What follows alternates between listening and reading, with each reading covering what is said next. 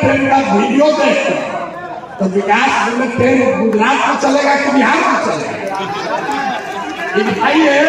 ये रोजगार की बात की है भाई साहब, बहुत अच्छा। सुनिए अंतिम बात, नीतीश कुमार, अभी सब लोग हम लोग जानते हैं दिल्ली में सरकार बिहार के सांसदों के सहयोग से चल रही है। चल रही है ना भाई?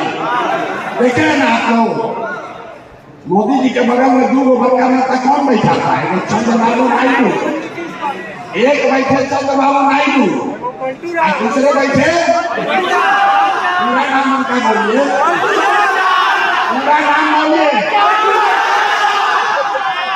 हम लोग के माननीय मुख्यमंत्री जी, लोगों ने मीडिया में चलाया इस बार तो कमान नीतीश कुमार के हाथ में है। नीतीश कुमार क्या मांगे? नीतीश, अरे सुन तो लो, नीतीश कुमार मांगे हमको कौन कौन मंत्रालय चाहिए। नीतीश कुमार मांगे कि अभी 18-19 वर्ष से खून चूसने से मन नहीं भरा, 5 वर्ष और हमको मुख्यमंत्री बनाओ। लेकिन नीतीश कुमार ने ये नहीं कहा कि बिहार में 30 को चीनी मिल बंद है, इसको चालू करोगे समर्थन देंगे। बोलना चाहिए कुछ नहीं बोला, बताइए हाथ उठा के होना चाहिए ना, बोलना चाहिए सर नहीं कीजिएगा। कैसे रोजगार बताइए आप? 30 को अगर चीनी मिल चालू हो जाएगा, 30 चीनी मिल अगर बिहार में चालू हो जाता तो रोजगार मिलता कि नहीं मिलता? और बिहार में मिला हुआ और आपको ये सब जवाब दिखाया जा रहा है कि हम आएंगे तो 10 के बाद दे देंगे। आप लोग पढ़े लिखे लोग हैं, 75 साल में 30 से ज्यादा सरकारों ने मिलकर 23 लाख नौकरी ही दिया है बिहार में। जाकर पढ़े लिखे आदमी एक्शन कर लीजिएगा। और लोगों को बताया जा रहा है कि हम तो साले भर में 10 लाख नौकरी दे रहे हैं। 98% बिहार के लोग, उनको सरकारी नौकरी नहीं है और बहुत हद तक उनको मिलेगी भी नहीं। लेकिन रोजगार जरूर होना चाहिए। उसको समझिए क्यों नहीं है रोजगार? रोजगार इसलिए नहीं है, यहाँ से पलायन इसलिए है कि यहाँ पर रोजगार के जो संभावनाएं हैं उसको करने के लिए जो साधन सुविधा चाहिए, पूंजी पैसा चाहिए, वो आपके पास नहीं है। यहाँ बैठा हुआ जितना युवा है, आपको नौकरी नहीं मिले कोई बात नहीं, अगर आपको खेती करने में मन नहीं लग रहा कोई बात नहीं, लेकिन अगर सरकार की ओर से आपको 5 लाख 10 लाख 2 लाख ऋण मिल जाए, कर्ज मिल जाए सस्ते दर पर, बिना किसी गारंटी के, बिना जमीन गिरवी रखे हुए, तो यहाँ बैठे हुए बहुत सारे लोग वो कुछ न कुछ अपना रोजी रोजगार कर लेंगे।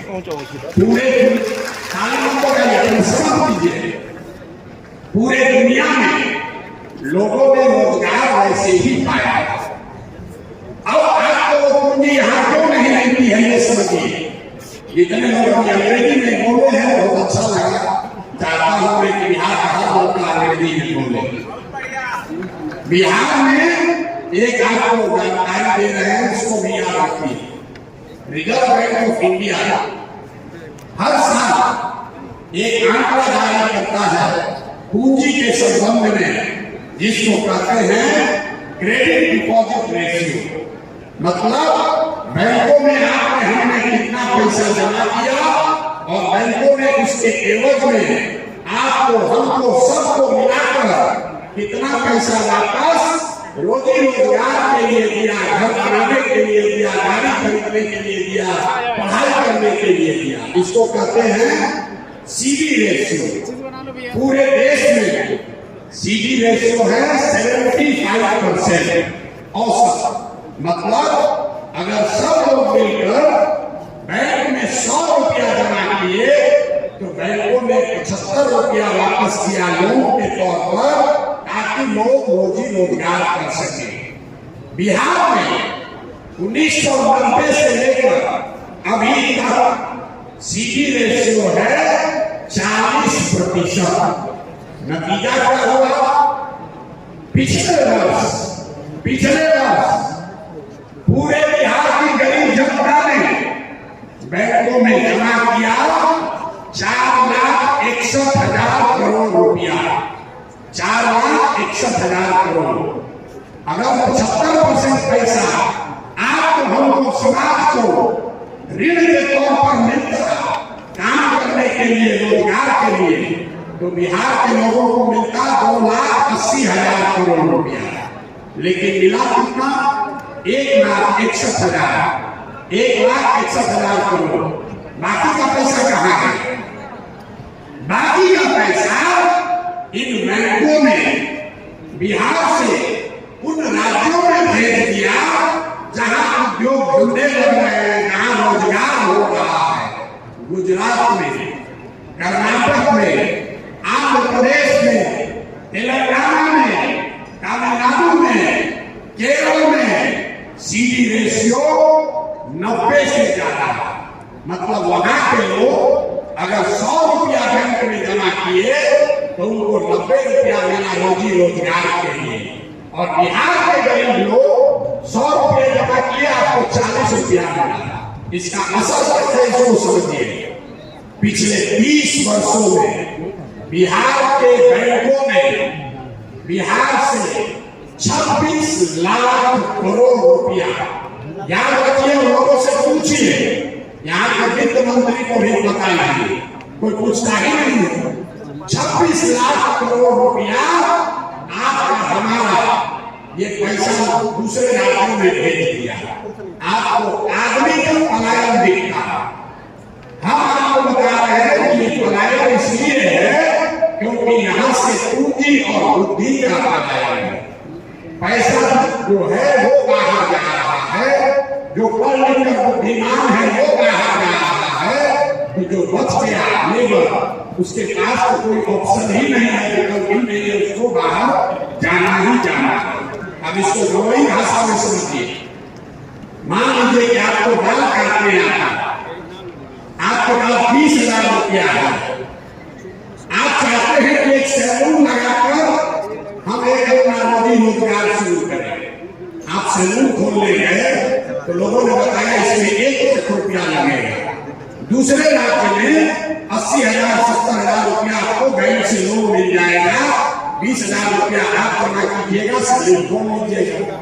लेकिन बिहार में लोन नहीं मिलेगा तो 20,000 रुपया में क्या करेगा?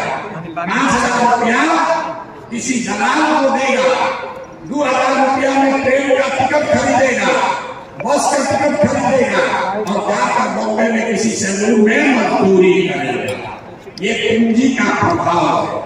मेरे भाई, अमेरिका में, जर्मनी में, इंग्लैंड में, फ्रांस में मुसल्लापुर और चौधरी टोला और सुल्तानगंज में लोग जैसे रह रहे हैं वैसे रहकर वो कंपटीशन का तैयारी नहीं कर रहा। लेकिन हमसे आपसे वो लोग बहुत आगे। क्यों आगे?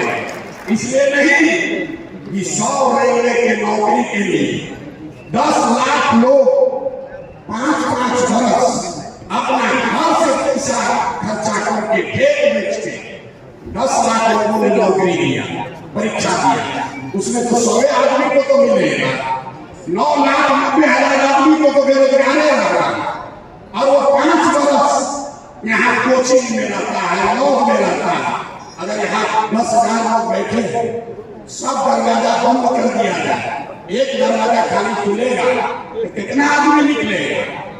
आधा आदमी को दबा के मर जाएगा। और उस दरवाजे में भी यहाँ कोचिंग वाले, अब पेपर लीक करने वाले, इन्होंने भी कब्जा कर लिया। उस दरवाजे में भी वही निकल रहा है जो पेपर लीक का पैसा दे। आप लोगों ने सवाल पूछा है हमसे कि भैया पेपर लीक पर क्यों नहीं बोलेंगे? आपके सामने बोलकर नहीं बोलेंगे। हम कराओ गांधी उसके हम खुद चौकी टोला में पत्थर की मस्जिद के लोग में 2 बरस रहे, जानते हैं क्या टिफिन का दाल रोटी के लिए 2 कप चाय पीने के लिए सुबह शाम रोड के किनारे खड़े हो गए, 2 बरस नहीं 3 बरस। हम जानते हैं आपका कष्ट। ये जो नेता खड़ा होकर कह रहा है कि पेपर लीक हो गया और आपको लग रहा है यही मेरा न्याय होना है, यही हमारा फायदा सुधार है। आप हमको बताइए, राजस्थान में सबसे ज्यादा पेपर लीक हुआ अभी कुछ दिन पहले 5 बरस सबसे ज्यादा पेपर लीक कहाँ हुआ? राजस्थान में। राजस्थान में किसकी सरकार थी? कांग्रेस की। अभी भाजपा वाले हैं, इन्होंने एनडीए बनाया। अब पता चला चाहे सेंटर से सब प्रॉपर आए, बिहार में उसमें कोई सेंटर नहीं है, कैसे रोजगार मिलेगा? आप बताइए। कुछ दिन पहले, साल भर पहले यहाँ पे आप बता रहे हैं भैया पेपर लीक हुआ है, बोलिए। हम कह रहे हैं आप हमको वो परीक्षा बताइए जिसमें पेपर लीक नहीं हुआ, उसी पर बोलेंगे, है कि नहीं? शायद कोई परीक्षा जहाँ पेपर लीक नहीं हुआ। अब पिछली बार जब पेपर लीक हुआ उसमें जो मुख्य आरोपी है उनका फोटो सबसे पहले छपा उस समय के शिक्षा मंत्री के साथ। और आप कह रहे हैं इसे सुधरे आगे वोट हुआ तो 2 महीना पहले, तो आप यहाँ बच्चे दूसरे लोग, हाँ सब लोग उसी नेता को विकल्प के अभाव में जाकर फिर जाकर उसी का गठन बनाया। किसका गलती है? अरे आप जब चोर को ही तिजोरी का चाबी दे दीजिएगा तो लूटेगा नहीं, वो हाथों का अगरबत्ती देता है। और आप ऑप्शन नहीं है तो वही बनाने के लिए पसीना बहा रहे हैं। ऑप्शन बनना चाहिए कि नहीं बनना चाहिए? आपने उसका लड़का जो नंबर थे, जिसको कभी जीवन में कोई परीक्षा नहीं देना, उसको आप बना दीजिएगा नेता। आप फिर सोचिएगा कि हमको बड़ा रोजगार काहे नहीं मिलेगा? कैसे रोजगार मिलेगा? कैसे रोजगार मिलेगा? रोजगार कब मिलेगा? जब रोजगार के लिए वोट दोगे। वोट दीजिएगा मंदिर बनाने के लिए, वोट दीजिए। आत्मनिर्भर का भी नाम है, तो मैं इनसे आग्रह करूंगा कि अपना परिचय दें। शिक्षकों और शिक्षा और शिक्षकों की लड़ाई लड़ते रहे हैं। एक बार इनकी 2 मिनट बात हम लोग सुनते हैं।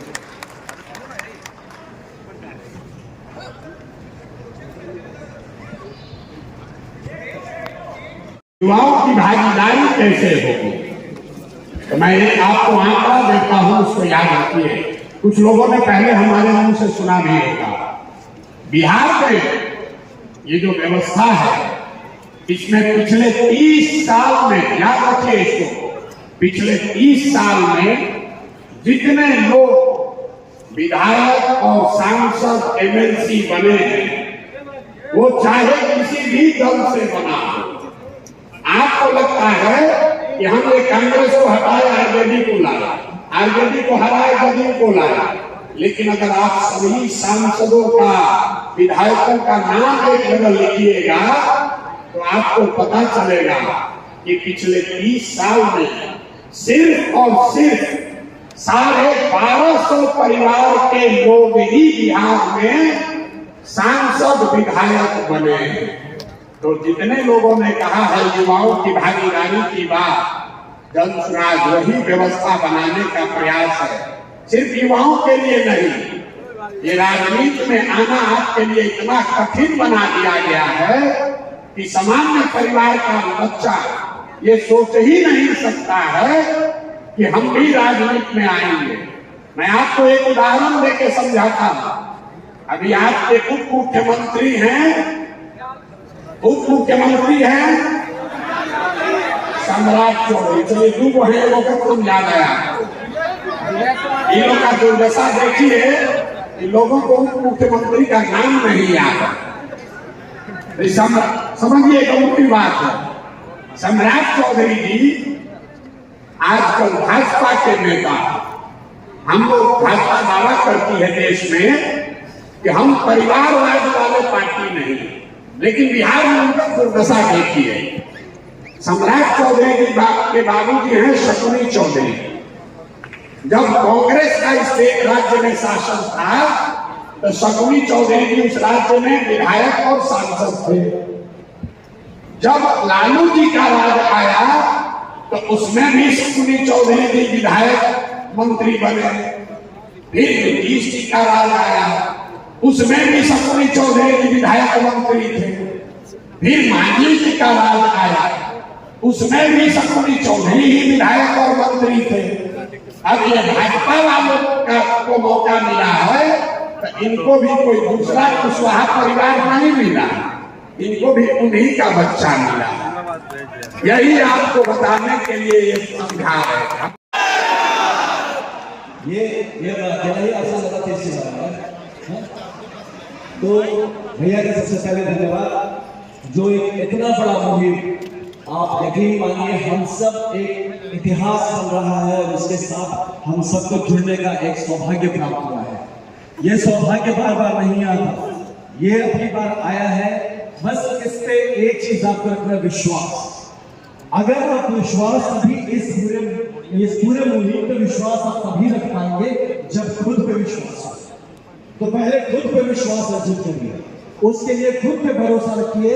याद रखिए ये हम जो पैदा हुए हैं, जो जीवन आया है, जो जिंदा है, वो बाकी जानवरों की तरह का जिंदा हो गए, कुछ किया, नौकरी किया, अपना जीवन मर गए। इसके लिए एक इतिहास के इस जगह पे एक ऐसे मोड़ पर आकर खड़े हैं कि अगर आज हम बिहार के लिए कुछ न कर पाए तो बिलीव मी, ये जीवन इस काल में जीना कहीं ना कहीं व्यर्थ है। तो मैं भी इसी एक संकल्प के साथ आया। अपनी जिंदगी मेरी बहुत अच्छी सेट हो गई थी।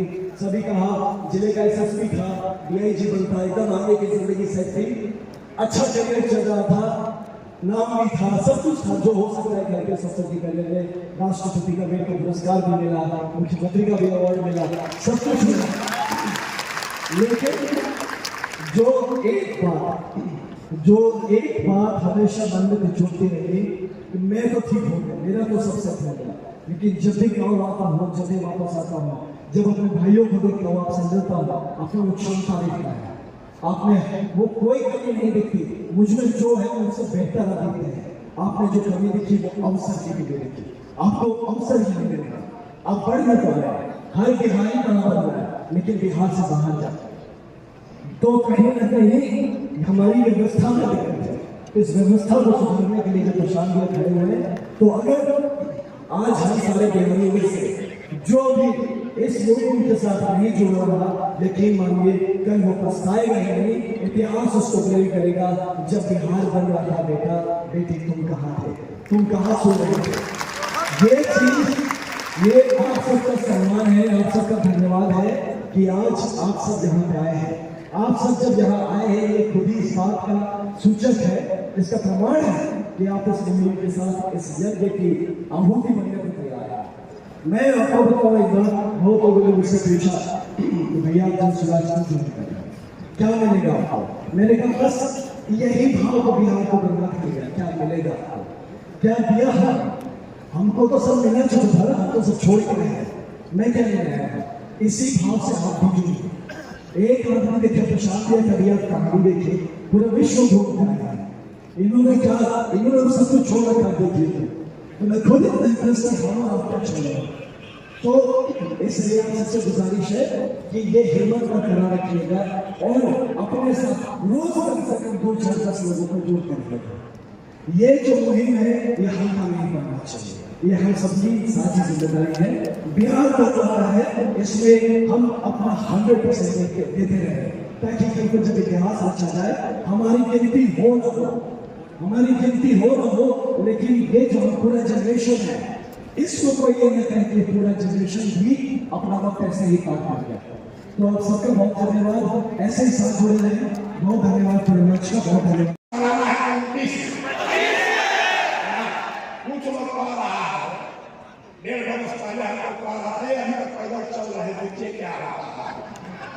फिर कहा इतना मेहनत कर रहे हैं, कुछ होगा जरूर, बात तो ठीक कह रहा है, लेकिन बड़ा समय लगेगा। फिर होगा कि और चले। तो कहता है भैया लड़का धीरे धीरे चर्चा शुरू हो गया, दुगो चार कोशिश के लोग आ सकता है, किसी से अगर वो काम कर दीजिए तो भैया बात कर जाएगी। तो हमने क्या कहा, याद रखिए यंत्रराज कितना सीट बोले, 242 नहीं, यंत्रराज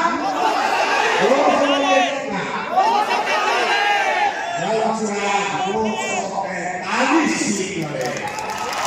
245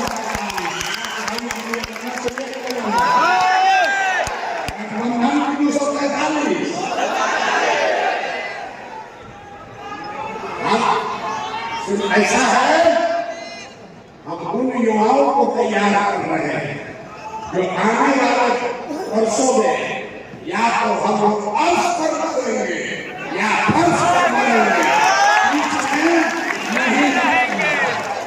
किसको किसको बीच में लटकना है भाई। ये नीतीश कुमार हम लोग को हिला हिला के झुला झुला के पागल कर दिया। अब फर्श पर जाना है कि फर्श पर,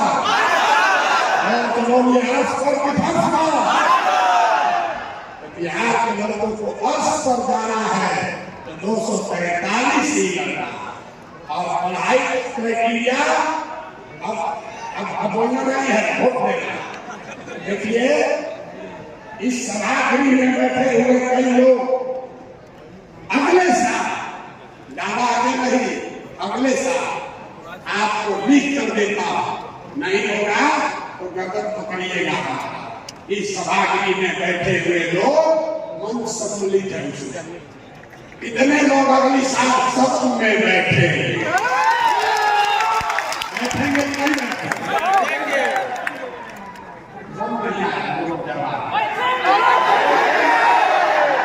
भाई ये प्रसाद किशोर का भारी आलोचक है, जो हमको रोक कर आता वो भी बड़ी कहता है इस लड़के को कुछ आए चाहे नहीं, चुनाव लड़ाने आपको भरोसा है कि नहीं है? अगर किसी को चुनाव लड़ाने आता है तो प्रसाद किशोर को चुनाव लड़ाने आता है। एक काम मेरा आप लोग कीजिए, जो नेता उछल के भी बोल रहा है, जो भी बोल रहा है, उसका नाम नोट करके हमको भेजिए। 245 उसका सूची पहले नंबर 1 पर पाएंगे, उसी को होना चाहिए कि नहीं? जितना आपको युवा शक्ति है, अब आज से जो नेता जिसको पूरा चुनौती दे दीजिए, जिसको सुन लीजिए क्या कहना है तो सुन लो भाई। 50 आदमी साथ आया है में, यहाँ पर तो टोटल 1200-1500 लोग हैं, वो भी बताते हैं कम 1200। तो पहली चुनौती दे दीजिए कि जो सामने से चाहे वो मीडिया में आकर बता दे कि हम जब चुनाव से लड़ने को तैयार हैं, उसी को पहले हल्का लटकाया है। देखिए कि आधा लोग हाथ पकड़ने लगेगा कल से होना चाहिए। तैयार है कि नहीं? हमारा गला फंसा हुआ है, कितना बोल रहे हैं, हम युवा थोड़े ना। देखिए राजनीति में युवा सब युवे है, जो 7 वर्ष का भी युवा की है, 55 वर्ष के राहुल गांधी की युवा, 47 वर्ष के प्रसाद किशोर, हम लोग युवा कहाँ आ गए? आधा से ज्यादा जिंदगी बीत गया। युवा आप हैं, तो जो युवा है कि जो जनता के राज लाने के बीच में खड़ा होगा, उसके खिलाफ लड़ने के लिए तैयार है कि नहीं? जोर से बोलिए, तैयार है?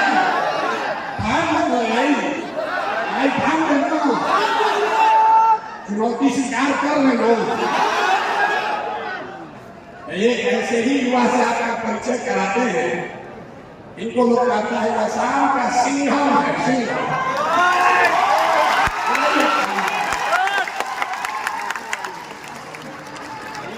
जिस बिहार गांव में लोग IAS IPS बनने के लिए जीवन खपा रहे हैं, इस लड़के ने 20 बरस नौकरी बाकी है, 20 बरस नौकरी बाकी है। यहाँ पर लोग साथ छोड़ने को नहीं तैयार। IPS की नौकरी छोड़कर ये आदमी यहाँ आया है इसलिए कि बिहार में सुधार होना चाहिए। एक जोरदार ताली से स्वागत कीजिए और इनकी बात सुनिए। 5 मिनट में आनंद मिश्रा जी को बताऊंगा, से अनुरोध करूंगा अपनी बात रखें। बहुत बहुत धन्यवाद। क्या कीजिए